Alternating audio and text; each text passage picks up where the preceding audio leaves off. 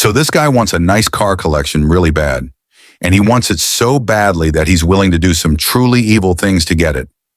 The guy's name is Joe. He's 29 years old when all of this starts, and he's living in Tennessee. Joe loves cars. He doesn't just like them. He wants a full-blown car collection of his own.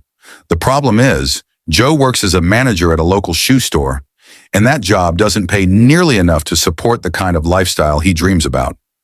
So in the 1990s, Joe decides to change careers and becomes an insurance agent, hoping this will finally be the path to real money. He does okay at it, learns the business inside and out, and by 1997, he opens his own small insurance company, helping people set up life insurance policies and annuities. But before long, Joe realizes he's still not making enough money to buy the cars he wants. That's when he decides to start scamming people. When clients come to him to set up annuities, Joe takes their money and, instead of sending it to the insurance company, he deposits it straight into his own bank account. Then he lies, telling them everything is set up properly. And it works, so he keeps doing it, client after client. Over time, the stolen money piles up, and Joe starts living large. He's going to expensive dinners, gambling at casinos, taking cruises, buying antiques, and finally buying cars. A lot of cars. He builds a collection of 8 vehicles, including 3 Corvettes, plus Hummers and Porsches. Eventually, the scam evolves into a Ponzi scheme.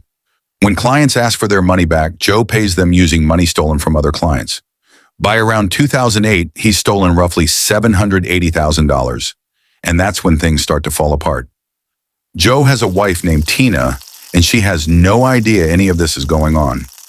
She thinks his insurance business is just very successful, so naturally she starts pushing the idea of buying a new house, something she's wanted for a long time. Joe refuses. Every time she brings it up, he shuts her down with excuses, not because they can't afford it, but because applying for a loan would expose his finances, and with that, his entire fraud scheme. Tina doesn't give up. In 2008, she decides she's done waiting and is getting a new house whether Joe likes it or not. That's when Joe panics. Rather than risk prison, Joe comes up with a horrifying solution. He decides to murder his wife. He pretends to get on board with buying a house. They go house hunting together, and Tina finds one she loves. Joe tells her he's already found a buyer for their current home and will handle everything himself, which is a complete lie. One day after a heated argument, Tina decides to leave to cool off. As she's getting into her truck, Joe comes up behind her, throws a plastic bag over her head, and holds it there until she suffocates and dies. Joe wraps her body in a blanket, places it in the back seat of her truck, drives it a few miles away, and parks it. Then he goes to a friend's house to work on a car, creating an alibi. Later, he pretends to panic, calling Tina's friends and acting worried. 2 days later, police find Tina's body in her truck. All her jewelry is still on her, making it clear this wasn't a robbery. It was murder. Joe's behavior only makes things worse. He gets rid of Tina's belongings almost immediately, acts strangely happy at her funeral, and doesn't seem remotely grief-stricken. Still, police don't have enough evidence to arrest him. It looks like Joe might get away with it, until Carrie enters the story. Carrie is a family friend who once gave Joe $25,000 for an annuity. When she asked for $10,000 back, Joe pays her. But the check comes from Joe and Tina's personal account, not an insurance company. Carrie contacts the insurer and discovers the truth. Her annuity was never set up.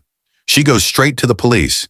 Investigators uncover Joe's entire fraud scheme and realize Tina was murdered to keep it from being exposed. Joe is arrested, goes to trial, and is ultimately found guilty. He is sentenced to life in prison, all because he wanted a car collection badly enough to destroy every life around him, including his own.